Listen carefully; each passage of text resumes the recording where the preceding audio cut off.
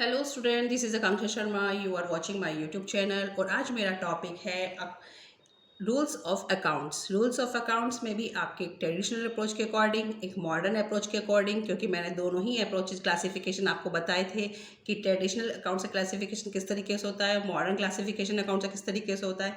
अभी मैं इसके रूल्स बताती हूँ according to traditional approach. Two approaches दी गई हैं अकाउंट्स की, ठीक है। एक ट्रेडिशनल अप्रोच है, एक आपकी मॉडर्न अप्रोच है। तो मॉडर्न थोड़ी शॉर्ट में तो मैंने नीचे डिफाइन कर दी है। अकॉर्डिंग टू ट्रेडिशनल अप्रोच आपकी काफ़ी इंपॉर्टेंट है, क्योंकि इसमें जो जो रूल गिवन है वही आपके इसमें भी फॉलो है, बट इस तरह शॉर्ट में कर दिया है। अदरवाइज स्टूडेंट्स को ये लर्न हो जाने चाहिए। उसी के बाद आप अपनी जर्नल एंट्रीज को डेबिट एंड क्रेडिट कर सकते हैं जब आपको ये रूल्स पता होंगे, ठीक है। तो स्टार्ट करते हैं रूल्स ऑफ अकाउंट्स। तो रूल्स ऑफ अकाउंट में जो पहले क्या है, personal account, real account, nominal account. ये मैंने आपको डिफाइन किया था, क्योंकि अकाउंट्स कितने टाइप के होते हैं, पर्सनल, रियल एंड नॉमिनल। वो पर्सनल को अलग से डिफाइन कर दिया था और रियल नॉमिनल आपके इम्पर्सनल अकाउंट में आ गए थे, ठीक है स्टूडेंट। अब पर्सनल का क्या रूल है, क्योंकि इसके अंदर आपको पता है पर्सनल के 3 टाइप्स थे।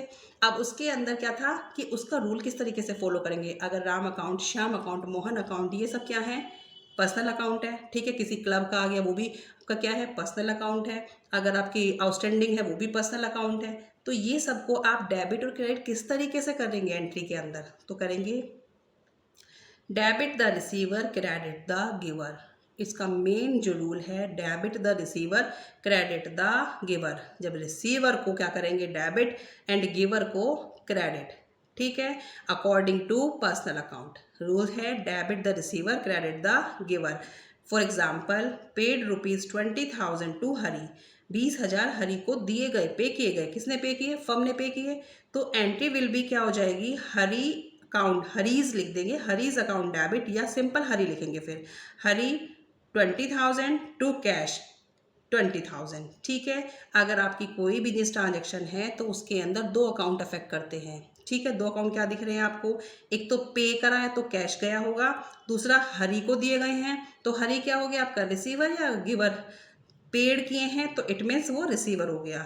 और according to this rule debit the receiver, तो हरी इज अ रिसीवर, तो हरी को हमने डेबिट कर दिया, हरी अकाउंट डेबिट टू कैश 20,000। अब कैश को हमने क्रेडिट क्यों किया वो मैं बाद में डिफाइन करूंगी।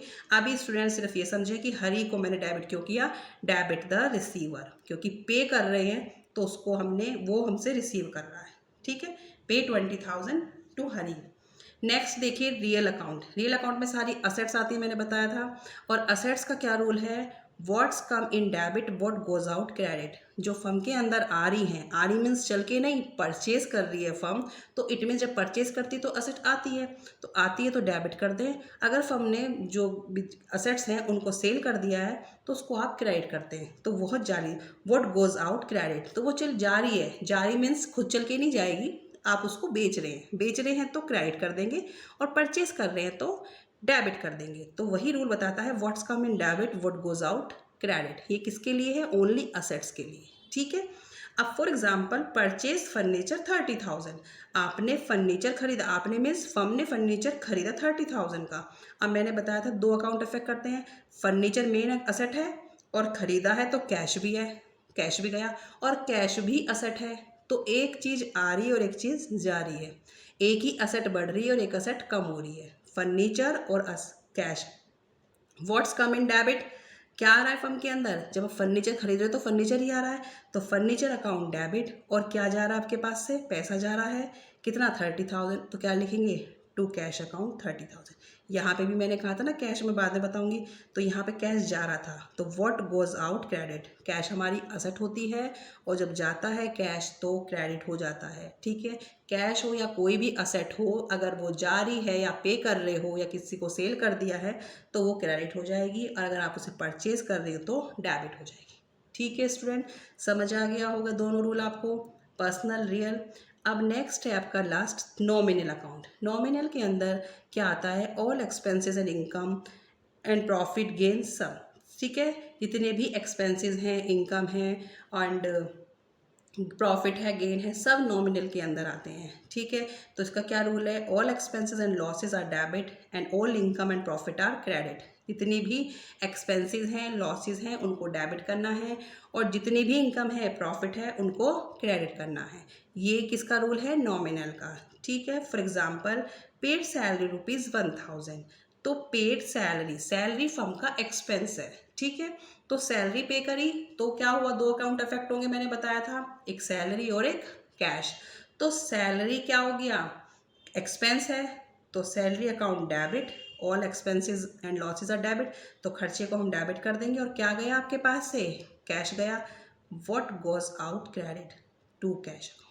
जहाँ जहाँ कैश जाएगा वहाँ वहाँ कैश क्रेडिट होगा अकॉर्डिंग टू रियल अकाउंट, क्योंकि कैश हमारा क्या है? असेट है। ठीक है स्टूडेंट, मैं सोचती हूँ कि आपको समझ आ रहा होगा इतना।